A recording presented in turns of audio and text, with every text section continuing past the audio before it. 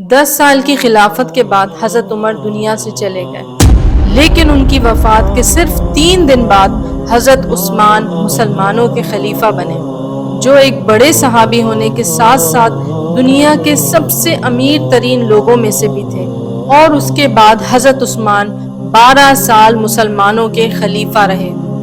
جس میں انہوں نے مسلمانوں کو ایک قرآن پر یونائٹ کیا، اسلام کی پہلی کرنسی بنائی، مکہ اور مدینہ کی مسجدوں کو ایکسٹینڈ کیا جو آج تک جاری ہے۔ لیکن خلافت کی سب سے بڑی بغاوت بھی حضرت عثمان کے دور میں ہی ہوئی۔ لوگ باقی 2 خلیفاؤں کے بارے میں تو بہت جانتے ہیں، لیکن حضرت عثمان کے بارے میں بہت کم جانتے ہیں۔ حالانکہ حضرت عثمان کی سٹوری بہت ہی زیادہ انسپائرنگ ہے، کیونکہ حضرت عثمان خلیفہ بننے سے پہلے مکہ کے کسی عام گھر میں پیدا نہیں ہوئے، بلکہ مکہ کے سب سے امیر خاندان بنو امیہ میں پیدا ہوئے، اور ان کے والد عفان کا کپڑوں کا بہت بڑا بزنس تھا، جو مکہ سے بھی باہر یمن اور روم تک پھیلا ہوا تھا۔ لیکن اچانک ایک دن، ابھی حضرت عثمان کی ایج بہت کم تھی، ان کے والد عفان کسی سفر سے واپس آتے ہوئے فوت ہو گئے۔ فوت ہونے سے پہلے عفان کے صرف 2 بیٹے تھے، حضرت عثمان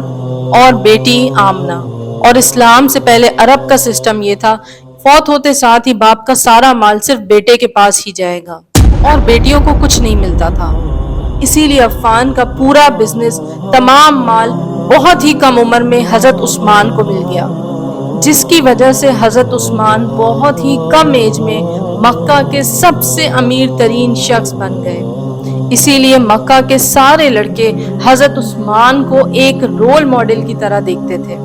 اتنا سارا پیسہ ہونے کے باوجود حضرت عثمان نے مکہ کے باقی شہزادوں کی طرح عیاشی کی زندگی گزارنے کی جگہ اپنے خاندان کے بزنس پر فوکس کیا اور اسے ایک انٹرنیشنل بزنس بنایا۔ اپنے اسی بزنس کی وجہ سے حضرت عثمان مکہ میں اتنے فیمس ہو گئے کہ مائیں اپنے بچوں سے کہا کرتی تھی کہ بیٹا میں تم سے ایسے ہی محبت کرتی ہوں جتنا کہ قریش عثمان سے کرتے ہیں۔ جب حضرت عثمان مکہ میں اپنا بزنس کر رہے تھے، اپنے بزنس کو گرو کرنے کی کوشش کر رہے تھے، تو ایٹ دا سیم ٹائم ایک اور شخص کا بزنس بھی بہت تیزی سے مکہ میں بڑھ رہا تھا، حضرت ابو بکر رضی اللہ تعالیٰ عنہ، اور یہیں سے ان 2 گریٹ صحابہ کی دوستی شروع ہوئی۔ اب جب حضرت عثمان کا بزنس مکہ میں اپنی پیک پر تھا، عروج پر تھا، اسی ٹائم مکہ کے ایک غار میں اللہ کے رسول صلی اللہ علیہ وسلم پر پہلی وحی نازل ہوئی۔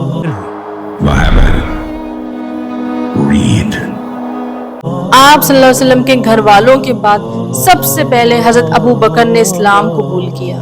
اور اسلام قبول کرتے ہی وہ سیدھا اپنے دوست عثمان کے پاس چلے گئے اور انہیں بھی اسلام کی طرف لے کر آئے۔ حضرت عثمان، جنہیں مکہ کے نوجوان اپنا رول ماڈل سمجھتے تھے، ان کا اسلام قبول کرنا پورے مکہ کے لیے اور خاص کر کے بنو امیہ کے لیے ایک بہت بڑا دھچکا تھا، کیونکہ حضرت عثمان کے اسلام لانے کے بعد سب کو یہ پتا تھا کہ اب مسلمانوں کے پاس پیسوں کی زیادہ کمی نہیں ہوگی۔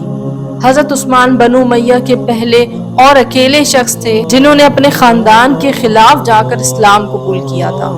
جب آپ صلی اللہ علیہ وسلم مکہ میں لوگوں کو اسلام کی طرف بلانے لگے تو سب کا خیال یہ تھا کہ محمد صلی اللہ علیہ وسلم یہ سب کچھ اس لیے کر رہے ہیں تاکہ وہ اپنے خاندان بنو ہاشم کو پروموٹ کر سکیں، اس لیے لوگ اسلام کو صرف ایک قبیلے کا ریلیجن سمجھتے تھے۔ لیکن اچانک ایک دن قرآن کی ایک سورت نازل ہوئی، سورہ مسد، جس میں اللہ تعالیٰ نے مکہ کے سب لوگوں کو چھوڑ کر محمد صلی اللہ علیہ وسلم کے چچا ابو لہب اور اس کی بیوی کے لیے بہت سخت الفاظ یوز کیے۔ تبت یدا ابی لہب وتب، ہاتھ ٹوٹے ابو لہب کے اور وہ برباد ہو جائے، تاکہ ان آیتوں کے ذریعے سب کو پتہ چل جائے کہ اسلام صرف ایک خاندان کے لیے نہیں ہے بلکہ پوری دنیا کے لیے ہے۔ لیکن اب مسئلہ یہ تھا کہ جن چچا کے بارے میں یہ آیات نازل ہوئی تھیں، اسی کے 2 بیٹوں کے ساتھ آپ صلی اللہ علیہ وسلم کی 2 بیٹیوں کا نکاح ہو چکا تھا۔ اب جب ان آیات کا آپ صلی اللہ علیہ وسلم کے چچا ابو لہب اور اس کی بیوی کو پتہ چلا تو وہ بہت زیادہ غضبناک ہو گئے، اور انہوں نے آپ صلی اللہ علیہ وسلم سے بدلہ لینے کے لیے اپنے بیٹوں کو حکم دیا کہ وہ آپ صلی اللہ علیہ وسلم کی دونوں بیٹیوں کو طلاق دیں۔ اب جب حضرت عثمان نے دیکھا کہ آپ صلی اللہ علیہ وسلم کو کمزور کرنے کے لیے آپ کی دونوں بیٹیوں کو طلاق دے دیا گیا ہے تو وہ سیدھا آپ صلی اللہ علیہ وسلم کے پاس پہنچے اور ان سے ان کی بیٹی رقیہ کا ہاتھ مانگا۔ اس طرح حضرت عثمان آپ صلی اللہ علیہ وسلم کے بہت ہی زیادہ قریب ہو گئے۔ حضرت عثمان کے خاندان بنو امیہ کو یہ بات پتہ چلی تو وہ یہ سب دیکھ کر برداشت نہ کر سکا، کیونکہ یہ بنو امیہ کے لیے ایک بہت بڑی بے عزتی تھی۔ تو اب بنو امیہ نے حضرت عثمان پر ظلم و زیادتی، ظلم و ستم کرنا شروع کر دیے۔ کہا جاتا ہے کہ حضرت عثمان کے چچا حاکم انہیں رسیوں سے باندھ کر مارا کرتے تھے اور ان کا پورا خاندان انہیں ہر وقت اسلام چھوڑنے کا کہتا رہتا تھا، لیکن اس کے باوجود حضرت عثمان اپنے پورے خاندان کے خلاف جا کر حضرت محمد صلی اللہ علیہ وسلم کے ساتھ کھڑے رہے۔ اس کے کچھ ہی عرصے بعد مکہ میں ایسا وقت آیا کہ اب یہاں پر مسلمان نہیں رہ سکتے تھے۔ اب مکہ والوں نے 2 مسلمانوں کو شہید بھی کر دیا تھا، تو رسول کریم صلی اللہ علیہ وسلم نے مسلمانوں کو حکم دیا کہ وہ عرب کو چھوڑ کر حبشہ کی طرف ہجرت کریں، جہاں ایک نیک بادشاہ ان کی ضرور مدد کرے گا۔ آپ صلی اللہ علیہ وسلم کے اس حکم کے بعد حضرت عثمان اپنی بیوی کو لے کر یعنی حضرت رقیہ کو لے کر اور کچھ اور مسلمانوں کو لے کر مکہ چھوڑ کر ایتھوپیا یعنی حبشہ کی طرف چل پڑے، اور وہاں جا کر حضرت عثمان نے اگین اپنی نالج کو یوز کیا جو بزنس نالج انہیں تھی، اور وہاں پر بھی ایک کامیاب بزنس اسٹیبلش کیا۔ جس وقت حضرت عثمان حبشہ میں تھے، مکہ والوں نے آپ صلی اللہ علیہ وسلم اور آپ کے پورے خاندان کا بائیکاٹ شروع کر دیا تھا اور آپ صلی اللہ علیہ وسلم پر طرح طرح کے ظلم و ستم کرتے تھے۔ حضرت عثمان مکہ سے بہت دور ہونے کی وجہ سے آپ صلی اللہ علیہ وسلم کی مدد نہیں کر سکے۔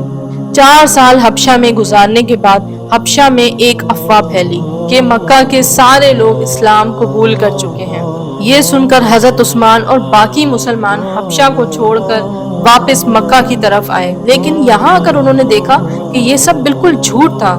لیکن اب مکہ سے واپس حبشہ جانے کے بجائے اللہ کے رسول صلی اللہ علیہ وسلم نے انہیں مدینہ جانے کا حکم دیا، جو کہ مکہ کے بالکل اپوزٹ نہایت ہی ایک غریب علاقہ تھا، اور وہاں پر مسلمانوں کے حالات اتنے خراب تھے کہ ان کے پاس پینے کے لیے پانی بھی مہیا نہیں تھا۔ یہ دیکھ کر رسول اللہ صلی اللہ علیہ وسلم نے سارے مسلمانوں کو ایک جگہ جمع کیا اور ان سے کہا کہ جو بھی مسلمان اس یہودی سے یہ کنواں خرید کر یعنی کہ بئر روما خرید کر مسلمانوں کے لیے وقف کر دے گا، اس کے لیے جنت میں جگہ ہوگی۔ آف کورس مدینے میں ایسا کوئی بھی نہیں تھا جو اس قدر غربت میں کنواں خریدنا افورڈ کر سکے، لیکن صرف ایک شخص ایسا تھا جس کا بزنس شام، یمن اور اب حبشہ میں بھی پھیل چکا تھا، حضرت عثمان رضی اللہ تعالیٰ عنہ۔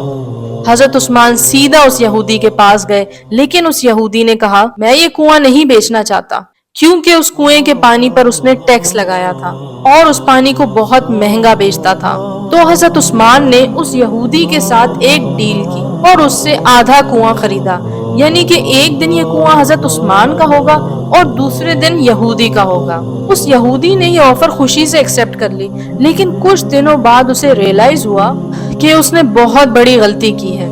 کیونکہ جس دن یہ کنواں حضرت عثمان کے پاس ہوتا تھا اس دن مدینہ سے سارے لوگ آ جاتے تھے اور اس کنویں سے پانی بھر کر لے جاتے تھے، اور اگلے دن اس یہودی کے پاس کوئی بھی پانی خریدنے نہیں آتا تھا۔ مطلب اس کنویں سے اس یہودی کی کمائی بالکل ختم ہو چکی تھی۔ تو اس یہودی نے حضرت عثمان کے پاس آ کر مجبوراً انہیں سارا کنواں بیچ دیا، اور اس طرح حضرت عثمان نے یہ کنواں 30,000 درہم میں خرید کر مسلمانوں کے لیے وقف کر دیا۔ یہ حضرت عثمان کی بہت بڑی ڈونیشن تھی جسے آج تک پوری دنیا یاد کرتی ہے۔ کنواں اور اس کے پاس کی زمین آج تک سعودی عرب میں حضرت عثمان کے نام سے رجسٹرڈ ہے، اور اس کے آس پاس کی زمین سے جتنی انکم آتی ہے اس سے حضرت عثمان کے نام پر ہی مدینہ میں بہت بڑا ہوٹل بنایا گیا ہے۔ یہ ہوٹل حضرت عثمان کے نام پر ہر سال 50 ملین ریال کماتا ہے، جو کہ 400 کروڑ روپے بنتے ہیں، جسے ہر سال سارا کا سارا غریبوں میں تقسیم کیا جاتا ہے۔ تو اس طرح حضرت عثمان آج بھی 400 کروڑ اللہ کی راہ میں دیتے ہیں۔ انشاءاللہ جلد اس کا پارٹ 2 بھی اپلوڈ ہوگا۔